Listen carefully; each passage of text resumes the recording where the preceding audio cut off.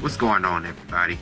Let's get into another game that I've always felt a lot of love, yet a lot of frustration for. As we remember, being in the arcades was the greatest experience a gamer could have back in the 90s, or anytime you went to the arcade.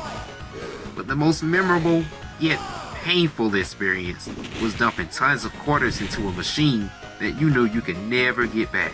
I would try anything to get my quarters back, but trying to get them back from an arcade machine was like trying to pick a steel bank vault with your pinky nail, so it really just wasn't worth it. I spent so much money on games like Mortal Kombat 2, Virtua Fighter, Cruising World, Primal Rage. I spent so many quarters on those games that if I would have paid some sleazy cock accountant on Wall Street to calculate how much money I've spent, I probably could use that same money to buy equipment to make reviews that I tried to make years ago. There were so many choices, and regardless of how difficult they were, you couldn't stop yourself from trying to progress further just to brag about how much you've seen in the game that others didn't see. Checkpoint!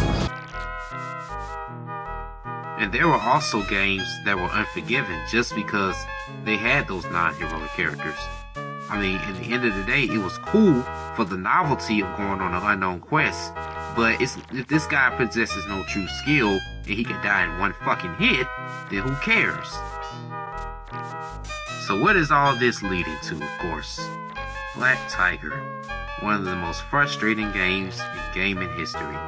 If you've played his cousin Ghosts and Goblins, you'll know how aggravated and unforgiving the format of how these kind of games are. It's no true plot to this. For all I know, 3 horny dragons were having an orgy in the skies when suddenly a bolt of lightning struck, and then they realized humanity was the cause of all the unnatural chaos, so they came down here and destroyed everything in sight.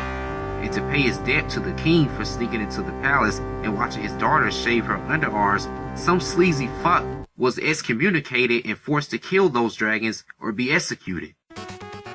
Now, it's not a typical side-scrolling platformer like previous games I've reviewed. This game, it really is very astute in leveling up every aspect of the character's capabilities. And if you don't learn this early on, then it'll be a fatal mistake later. It uses the same elements of RPG games, except there's really no real indication of how you're leveling up, or when. You know how the main menu screen of Final Fantasy, you can go to each character's stat chart and see how many more experience points are needed before you can reach the next level? Well, you don't see that on here, so whenever you need to level up, it randomly decides when it's necessary for you to reach that level of vitality. It makes no fucking sense to me.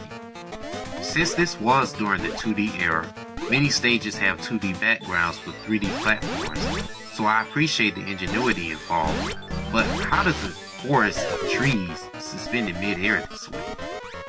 Now for each stage, you're supposed to rescue these old guys who remind me of those pedophiles from Alex Kidd in the Enchanted Castle. If you're lucky enough, you'll run into a merchant who will supply you with armor, antidotes, and weapons.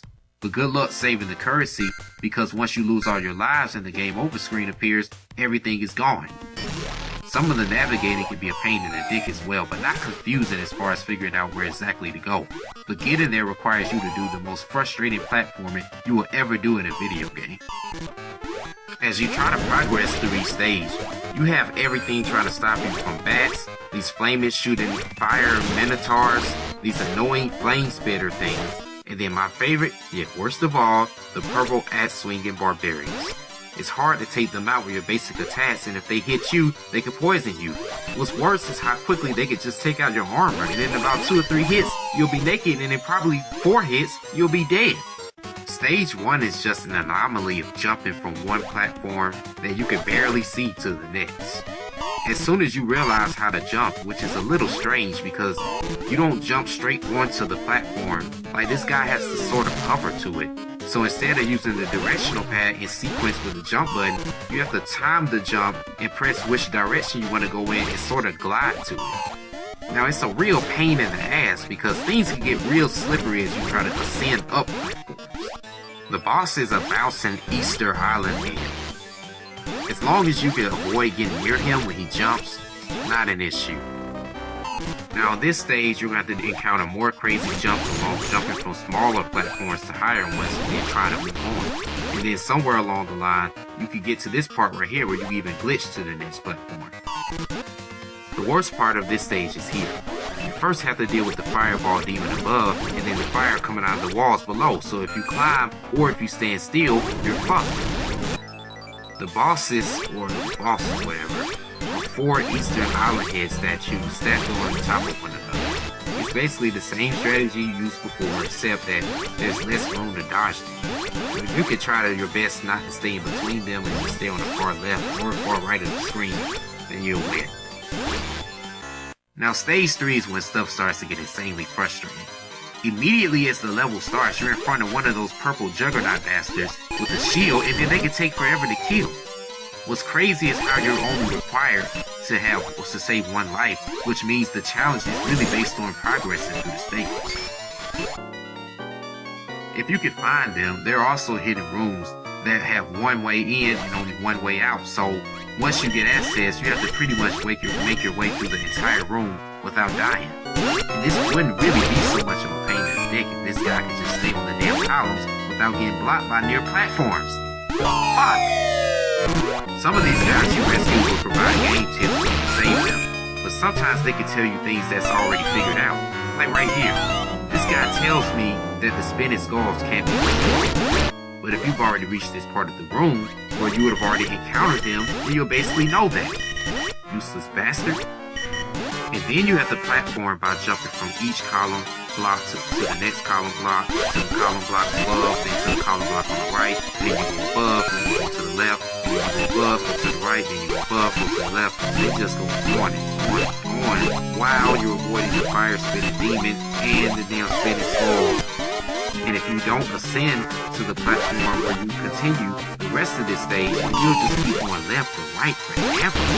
I mean, it wouldn't hurt the developers to include a map, because in this 3rd level, it could get really confusing trying to find out where to go. I mean, I can imagine how the rest of it goes.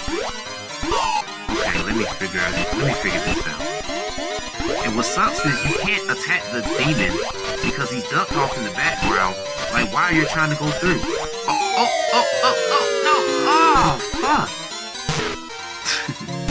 There's a fun part. How about this guy and the fireball throwing demon in either direction you step? Oh my god. You talk about one of the most difficult boss battles ever? Here you go. I don't know if it's because my character's vitality isn't fully developed or because I have no indication if this guy's getting hit, but this guy is fucking ridiculous.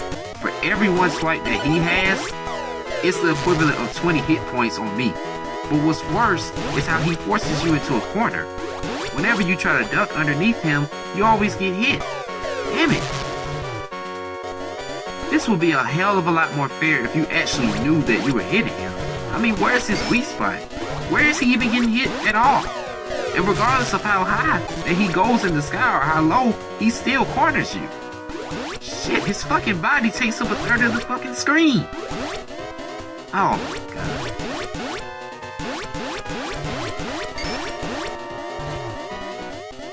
Oh my goodness, man. This is really ridiculous. Alright, forget this. Saying this game isn't ridiculous is similar to saying it would be a cool idea to floor your car right into Area 51. Flooring the gas right into a secret facility where they're testing how to breed a soldier mixed with a bear, a cheetah, and having the ability to breathe underwater and let them loose. It's like saying it would be sensible to go to the aviation department on that same Area 51 base, steal a SR-71 Blackbird, and then go to Checkers and order some fries. You know what? Fuck this, man.